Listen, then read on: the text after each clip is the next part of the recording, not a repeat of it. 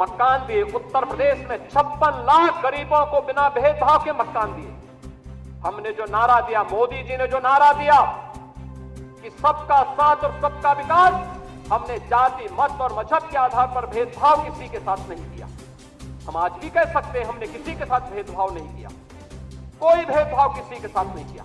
विकास के कार्यों के लिए भेदभाव नहीं किया। ये 80 करोड़ लोगों को फ्री में राशन आज भी मिल रहा है, क्या किसी जाति को मिल रहा है, किसी मत विशेष या किसी धर्म विशेष को मिल रहा है? भारतवासी है, उसको राशन मिल रहा है। भारत पहला देश जिसने भूख से मौतें नहीं होने दी, बदहाली नहीं होने दी, आत्महत्या नहीं होने दी, किसी गरीब को सड़क पर भूखों से मरने के लिए मजबूर नहीं होने दिया। लेकिन उस सबके बावजूद भारतीय जनता पार्टी का कार्यकर्ता लगातार कार्य करता रहा। विपरीत परिस्थितियों में अपनी जान की परवाह किए बगैर लगातार कोरोना जैसी महामारी से जूझता रहा और सेवा को ही संगठन मान करके कार्य करने का परिणाम रहा कि जिस महामारी के सामने दुनिया की बड़ी बड़ी ताकतें नतमस्तक हो गई, उसी कोरोना को कहां समाप्त कर दिया मोदी जी के नेतृत्व में। भारत ने सबसे अच्छा परिणाम देकर के दुनिया के सामने कोविड प्रबंधन की एक नई अनूठी छाप छोड़ी। बहनों और भाइयों, याद करिए 2022 का विधानसभा का चुनाव, 2022 का विधानसभा का चुनाव,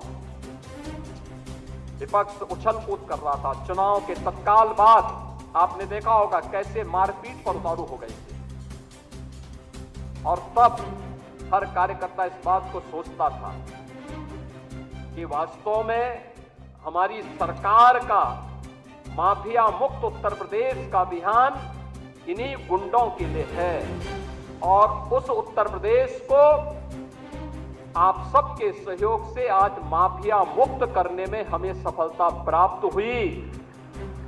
माफिया मुक्त उत्तर प्रदेश के साथ साथ हमारे विचार परिवार का ये जो लंबा संघर्ष था, 500 वर्षों का इंतजार समाप्त हो,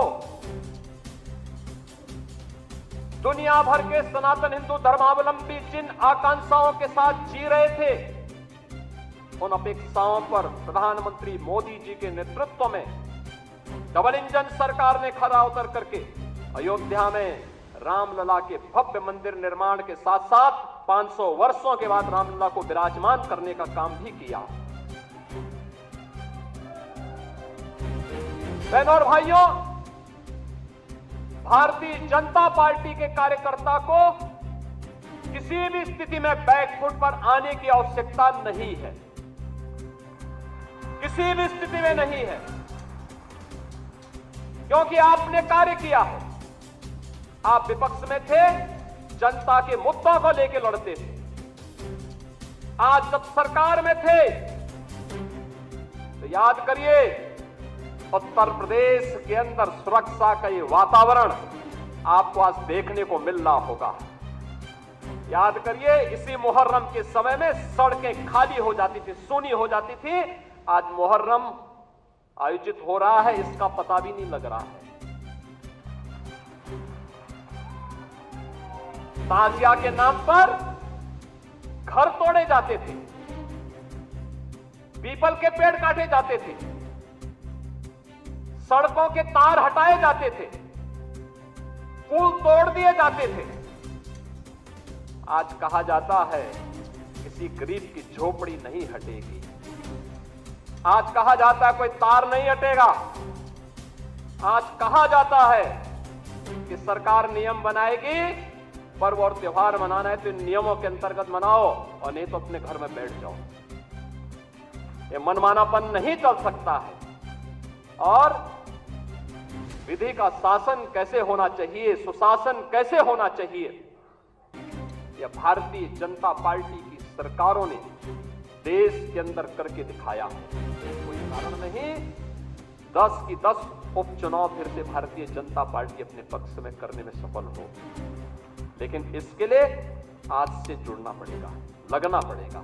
एक एक कार्यकर्ता को अपना अभियान मान करके फिर इस अभियान के साथ जुटना पड़ेगा, और उसी के लिए आपका आह्वान करने के लिए आज फिर हम लोग आए। बहनों और भाइयों, हम 2010 के 10 उपचुनावों के लिए तो हमें अभी से तैयारी करनी ही है,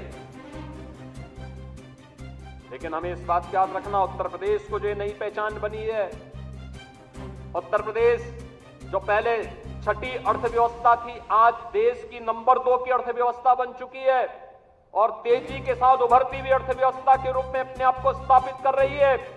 उत्तर प्रदेश का जो परसेप्शन बनता है, आज आप देश और दुनिया के अंदर कहीं जाते होंगे, लोग उत्तर प्रदेश के नाम पर आपको सम्मान देते होंगे। इस सम्मान को बरकरार रखने के लिए जीत के सिलसिले को फिर से आगे बढ़ाने की आवश्यकता है और उसको बढ़ाने के लिए आह्वान करने के लिए आज आपके सामने माननीय राष्ट्रीय अध्यक्ष भी आए हैं। जीत का यह सिलसिला जो 14, 17, 19, 22 पंचायत चुनाव, नगर निकाय चुनाव, उपचुनावों में बना रहा, यही मोमेंटम 2027 में भी बनेगा। यह हमारा संकल्प आज से होना चाहिए, आज से होना चाहिए। याद रखना, भारतीय जनता पार्टी है तो जिले में हमारा महापौर भी है, जिला पंचायत अध्यक्ष भी है और ब्लॉक प्रमुख भी है, चेयरमैन भी है, पार्षद भी है। और अगर यहां पर